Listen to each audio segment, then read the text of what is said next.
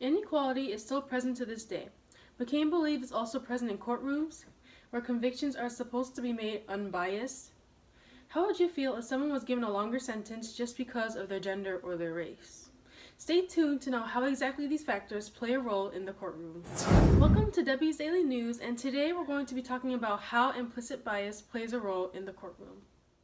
Gender and racial bias unfortunately play a big role in convictions. These factors tend to lead to false statements and can wrongly sentence someone. For example, if a man and a woman were convicted of the same crime, the court will be more lenient on the woman and give her a shorter sentence because women are known to conform to the role of a mother or housewife. Another example would be if an African American and a white person were convicted of the same crime, the court will give the black person a longer sentence because black people are more known to be criminals. These judgments badly impact a person's conviction. Some people may believe that bias can't be prevented and it would be useless to attempt to change something that we as humans have adapted to. Yet, bias can give false assumptions, affecting how people view situations negatively. Courts claim to be professional when dealing with a variety of criminal cases, yet they allow personal judgments to control how their decisions are made.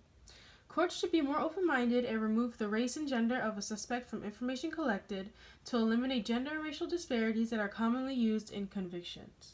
There are many types of bias, but racial bias is one of the main factors that affect a person's conviction, resulting in false sentencing. According to Samuel R. Gross of National Registry of Exonerations, innocent black people are about 12 times more likely to be convicted of drug crimes than innocent white people. Because black people are often stereotyped as dangerous and aggressive by others, it is common that they will be blamed for crimes they did not do and will have to serve the consequences that are not for them. This brings into light that people in the courts would use their own judgments rather than use specific evidence to support their decisions. Racial bias is a big complication that people must face every day. Along with that, gender bias is another big factor that influences a court's decision on a person's conviction. Journalist Resource examines news topics through a research lens. Chaz Kelsch is one of the authors of this site. On gender bias, he states, women convicted of property offenses, a category that includes arson, receiving stolen property, and breaking and entering, receive shorter prison sentences than men. Most people view women as soft people, mothers, housewives, etc. These stereotypes tend to make people act more sympathetic towards them. Same thing happens in convictions for women. For example, a woman could have been convicted of breaking and entering. The court would then investigate her background and find out she's a mother. They would then let this impact their decision, resulting in the woman receiving a shorter sentence. Courts act more humane towards them, leading to false sentencing while also being unfair towards men as well.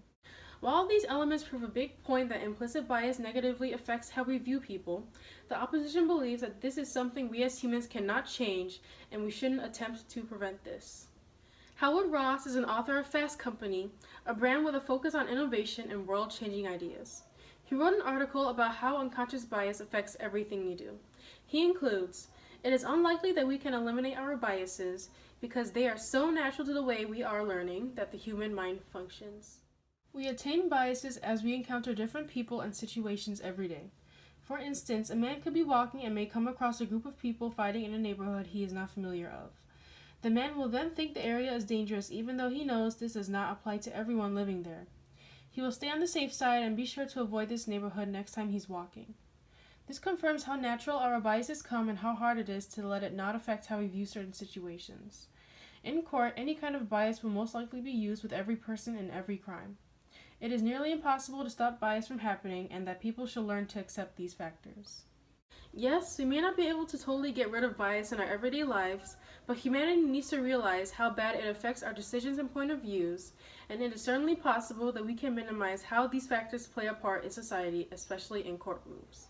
Evan Grimsley is one of the authors of the Innocence Project, which exonerates the wrongly convicted through DNA testing and reforms the criminal justice system to prevent future injustice. Grimsley includes an analysis of 297 DNA exonerations reveals minorities make up approximately 70% of those proven innocent through DNA testing. Similarly, African Americans represent the vast majority of these exonerations, 63 of those exonerated by DNA testing. 63 out of the 70% who were proven innocent were African Americans.